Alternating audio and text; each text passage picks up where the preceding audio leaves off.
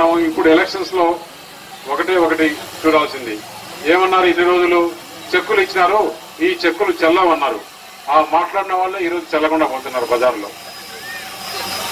2500 చెక్కు pass అయిపోయింది, 3500 చెక్కు pass అయిపోయింది, 4000 చెక్కు కూడా నిన్న పాస్ అయిపోయింది. అన్నదాత సుఖీభవ రాదన్నారు. ప్రతి ఒక్క రైతుకు 3000 వచ్చింది. అది 3-4 విడతలుగా ఉంది. రైతుకు 15,000 రూపాయల సంవత్సరానికి క్యాపిటల్ కింద వస్తూ ఉంది. అదే మళ్ళీ లోన్ కాదు, ఏం కాదు, కట్టాల్సిన అవసరం లేదు. రుణమాఫీ కూడా తొందరలోనే రేపు నుండి వరుసగా 3 రోజులు బ్యాంక్ సెలవులు వచ్చినాయి కాబట్టి సోమవారం నుంచి రుణమాఫీ కూడా అయిపోతుంది.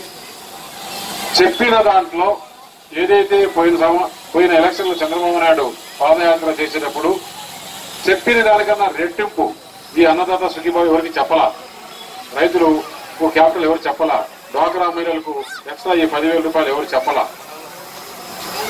పండగలకు తోపాలు ఎవరు చెప్పలా. ప్రతి పండగకి అందరూ బాగుండాలా, సంతోషంగా ఉండాలని.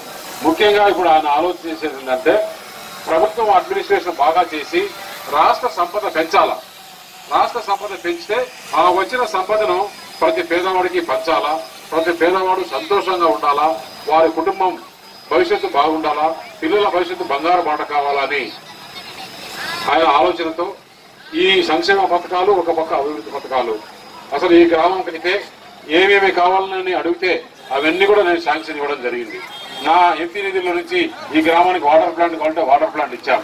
ఇంకా రకరకాల స్కీములు, రోడ్లు కావాలా, గ్రావెల్ రోడ్లు కావాలంటే ఏం అడిగితే ఈ మండల నాయకులు అవన్నీ కూడా ప్రియారిటీలో పెట్టుకుని శాంక్షన్ చేయించాం. ఈరోజు నేను ఒకటే చెప్తున్నా, ఒక పక్క మదన గోపాల స్వామి, ఇంకో పక్క రామాలయం, వారిద్దరి సమక్షంలో మీరందరూ లింగారెడ్డి గారికి సైకిల్ గుర్తుకు, ఎందుకంటే ఆయన సౌమ్యుడు, అందరికీ పలికే వ్యక్తి, మీరు ఎప్పుడు పిలిచినా పలికే వ్యక్తి, మంచి అడ్వకేట్, ఆయనకు ఓటేసి, అలాగే ఆదినారాయణ రెడ్డి 3 సార్లు ఎమ్మెల్యేగా ఉన్నాడు, మంత్రిగా ఉన్నాడు. ఆయన కూడా అందరికీ అందుబాటులో, ఎవరు ఫోన్ చేసినా కూడా ఫోన్ తీసుకుని ఆన్సర్ చేసి ఏ సమస్యను కూడా పరిష్కరిస్తాడు. వీళ్ళు గెలిస్తే మనకు కూడా కడప జిల్లాలో ముఖ్యమంత్రి దగ్గర గౌరవం ఉంటుంది. మృదుకులో లింగారెడ్డి గెలిస్తే మనం ఇంకా ఏ పనులు కావాలన్నా కూడా ఈ రాజుపాలెం మండలానికి, ఈ తంగటూరు గ్రామానికి బ్రహ్మాండంగా చేసుకోవచ్చు. అట్లా ఆదినారాయణ రెడ్డి గెలిస్తే మనకు అందరికీ గౌరవము, ఏం కావాలన్నా కూడా పనులు మనం చేసుకునేందుకు బాగుంటుంది. మంచి వ్యక్తులను గెలిపించండి, రౌడీ రాజ్యాన్ని రాకుండా చేయండి. ఇప్పుడు ఈ రోజు మాట్లాడుతున్నారు, ఏ విధంగా మాట్లాడుతున్నారు, అట్లా గోలగా మాట్లాడుతున్నారు. ఒక ప్రతిపక్ష నాయకుడు హోదాలో, ఒక పార్టీ అధ్యక్షుడు హోదాలో కాకుండా చంద్రబాబు నాయుడు వస్తేనంట మళ్ళీ పెన్షన్ రాదంట, చంద్రబాబు నాయుడు వస్తేనంట రైతులకు అన్నదాత సుఖీభావం ఉండదంట, చంద్రబాబు నాయుడు వస్తే రైతులకు కరెంట్ ఉండదంట, చంద్రబాబు నాయుడు వస్తే రేషన్ ఇవ్వడంట. ఎన్ని ఇచ్చింది ఎవరు? అవి మేము చెప్పాలా? జగన్ వస్తే ఇవన్నీ చేయలేడయ్యా, అతనికి అనుభవం లేదు, అవినీతి పరుడని. చేసే ఆయన్ని పట్టుకొని ఈయన చేయడు చేయడు చేయడు అని చెప్తే ప్రజలు ఏ విధంగా అనుకుంటున్నారు? అంటే ప్రజలను అంత అమాయకులా? నువ్వు ఏం చెప్తే ఇది నమ్మేదానికి. ఒక పక్క ఆ షర్మిలమ్మ అయితే అడ్డ గోలగా నోటికి వచ్చినట్లు మాట్లాడుతుంది లోకేష్ బాబుని. అయితే ఒక ఆడ మనిషిని, ఒక సంస్కృతి సాంప్రదాయం ఉండాలా. మన కడప జిల్లా వాళ్ళు ఎందుకు మరి ఇంత నీచంగా ఎప్పుడు మాట్లాడేవాళ్ళు కాదు. ఈమె అడ్డగోలగా మాట్లాడుతుందంటే మరి ఎక్కడి నుంచి వచ్చిందో, ఎక్కడి నుంచి వచ్చిందో ఏమో మనకేం అర్థమే కావట్లా. ఆమె క్యారెక్టర్ గురించి ఆమె తెలుసుకోకుండా మిగతా వాళ్ళ గురించి రకరకాలుగా మాట్లాడతారు. అసలు 5 సంవత్సరాల కిందట నువ్వు ఎలక్షన్లో కూడా వచ్చావు. ఈ 5 సంవత్సరాలు ఏమైనావమ్మా? పబ్లిక్ ఎక్కడన్నా పోయి ఎక్కడన్నా ఒక సమస్య గురించి మాట్లాడినావా? పబ్లిక్లోకి ఎవరికైనా వచ్చినావా? ఎలక్షన్లకు వస్తే రావడము, మళ్ళీ పోయి ఇంట్లో కూర్చోవడము, మళ్ళీ ఎలక్షన్ వస్తే రావడము.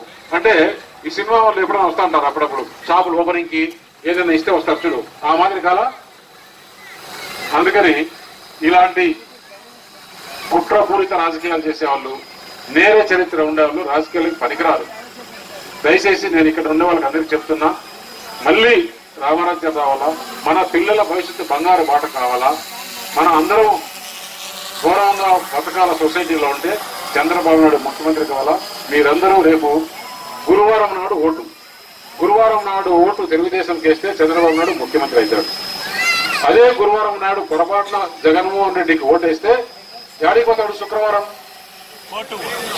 కోర్టుకు పోతాడు. కోర్టుకు పోతే ఓట్లు వేసిన అందరూ తలదించుకోవద్దు.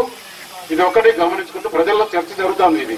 కాబట్టి రేపు జరిగే 11వ తేదీ ఎలక్షన్ లో మంచి వ్యక్తి అయిన లింగారెడ్డి గారికి, మంచి వ్యక్తి అయిన ఆదినారాయణ రెడ్డి గారికి బ్రహ్మాండమైన మెజారిటీ ఓటేసి గెలిపిస్తారని చెప్పి ఆశిస్తున్న ఈ అవకాశం ఇచ్చిన